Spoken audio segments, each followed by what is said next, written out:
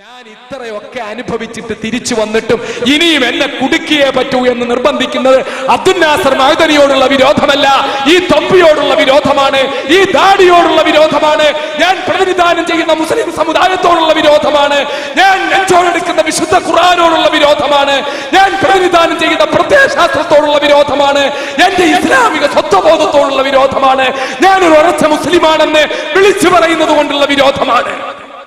അത് മനസ്സിലാക്കാൻ ഇന്നും സമുദായത്തിലെ ചിലർക്ക് മനസ്സിലായിട്ടില്ല, അവർ തയ്യാറായിട്ടില്ല എന്ന് മാത്രം. ഇത് മഅ്ദനി എന്ന് പറയുന്ന ഒരുത്തനോടുള്ള വിരോധമാണോ? ആണെങ്കിൽ തീരാൻ സമയായില്ലേ? 9.5 കൊല്ലം ഇട്ട് പീഡിപ്പിച്ചില്ലേ? അതിനു മുമ്പ് കാല് ബോംബെറിഞ്ഞ് തകർത്തില്ലേ? ഇതൊക്കെ കഴിഞ്ഞില്ലേ? കാല് ബോംബെറിഞ്ഞ് തകർത്തതിന്റെ പേരിൽ അബ്ദുൽ നാസർ മഅ്ദനി എന്ന് പറയുന്ന ഈ കൊടും ഭീകരവാദി വലത് കാല് ബോംബ് വെച്ച് തകർത്തതിന്റെ പേരിൽ ഏതെങ്കിലും ഒരുത്തന്റെ ഒരു കാല് തിരിച്ചു ബോംബ് വെച്ച് തകർത്തോ? മഅ്ദനിയെ കൊല്ലാൻ ശ്രമിച്ചതിന്റെ പേരിൽ ഏതെങ്കിലും ഒരുത്തനെ ആരെങ്കിലും കൊല്ലാൻ ശ്രമിച്ചോ? ഒരാളുടെ ഒരു രോമമെങ്കിലും നശിപ്പിച്ചോ? എന്റെ പ്രിയപ്പെട്ട സഹോദരങ്ങൾ ആലോചിക്കണം. ഈ മുറിക്കപ്പെട്ട കാലുമായിട്ട് ഞാൻ 9.5 കൊല്ലം ജയിലിൽ കിടന്നിട്ട് തിരിച്ചു വന്നിട്ട് ഞാൻ എന്താ പറഞ്ഞത്? എന്റെ വലത് കാല് ബോംബ് വെച്ച് തകർത്തവർക്ക് ഞാൻ മാപ്പ് കൊടുത്തു എന്നല്ലേ പറഞ്ഞത്? ഈ കഴിഞ്ഞ നവംബർ മാസത്തിലെ കൊല്ലത്ത് സെഷൻസ് കോടതിയിൽ ഈ കേസ് വന്നപ്പോ ഞാൻ പോയിട്ട് എന്താ പറഞ്ഞത്?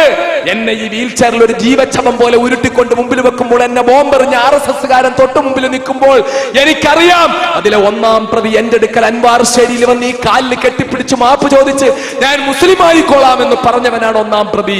ആ 1-ാം പ്രതി ഉൾപ്പെടെ അവിടെ നിൽക്കുമ്പോൾ ഞാൻ കോടതിക്ക് മുന്നിൽ എന്താ എഴുതി കൊടുത്തത്? എന്റെ നഷ്ടപ്പെട്ടു പോയ വലത് കാലിന് പകരം 17 കൊല്ലം മുമ്പ് നഷ്ടപ്പെട്ട കാല് ആരെങ്കിലും കുറച്ചു നാൾ ജയിലിലടച്ചത് കൊണ്ട് തിരിച്ചു കിട്ടൂല. എനിക്ക് നഷ്ടപ്പെട്ട കാലിന് പകരം ഒന്നും ആവൂല.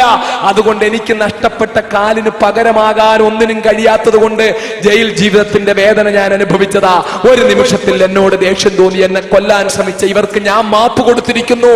ബഹുമാനപ്പെട്ട കോടതിയും മാപ്പ് കൊടുക്കണമെന്ന് എഴുതി കൊടുത്തപ്പോൾ ജില്ലാ സെഷൻസ് അഡീഷണൽ ജഡ്ജി വാസവൻ എന്റെ മുഖത്തേക്ക് കുറെ നേരം ഇങ്ങനെ തുറിച്ചു നോക്കിയിരുന്നിട്ട്, കോടതിയാണോ മാപ്പ് കൊടുക്കേണ്ടത്, ദൈവം തമ്പുരാനല്ലേ മാപ്പ് കൊടുക്കേണ്ടതെന്ന് ചോദിച്ചിട്ട് എന്നെ സാക്ഷി പറയാൻ വിളിച്ചപ്പോൾ ഞാൻ എനിക്കൊന്നും അറിയില്ല എന്ന് പറഞ്ഞ് ഞാൻ അത്രത്തോളം കേരളീയ സമൂഹത്തിന്റെ മുന്നിൽ എന്റെ കാല് ബോംബ് വെച്ച് തകർത്തവർക്ക് ഞാൻ മാപ്പ് കൊടുക്കുമെന്ന് പ്രഖ്യാപിച്ചത് വാക്ക് പാലിച്ചുകൊണ്ട് കോടതിക്ക് മുന്നിൽ ഞാൻ അങ്ങനെ പറഞ്ഞിട്ട് തിരിച്ചിറങ്ങിപ്പോന്നെങ്കിൽ എന്റെ ഭാര്യ അറസ്റ്റ് ചെയ്ത അതേ ദിവസമാ മക്കളെ എന്റെ കാല് ബോംബ് വെച്ച കേസിലെ പ്രതികൾക്ക് ഞാൻ മാപ്പ് കൊടുക്കുകയും ഞാൻ സാക്ഷി പറയുകയും ചെയ്യാതിരുന്നതിന്റെ പേരിൽ അവരെ വെറുതെ വിട്ടുകൊണ്ട് കോടതി ഉത്തരവിട്ടത്.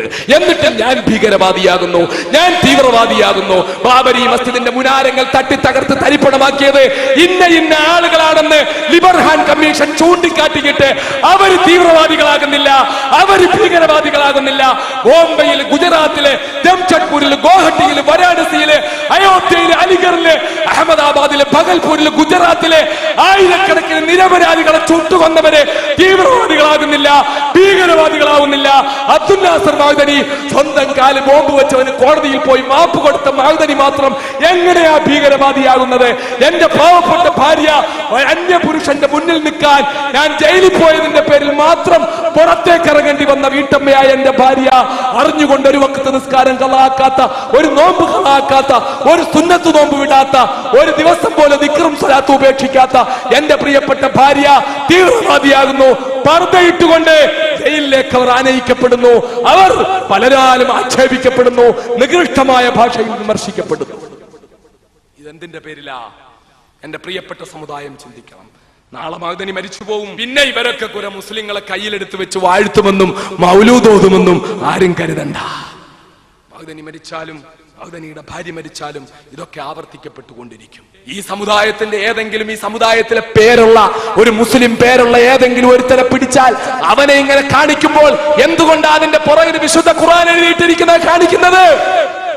എന്തുകൊണ്ടാണ് ഖുർആന്റെ വചനങ്ങൾ പുറകെ എഴുതിയിട്ടിരിക്കുന്നത് കാണിച്ചുകൊണ്ട് തീവ്രവാദികൾ എന്ന് പറയുന്നവരെ കാണിച്ചുകൊണ്ടിരിക്കുന്നത്? എന്താ?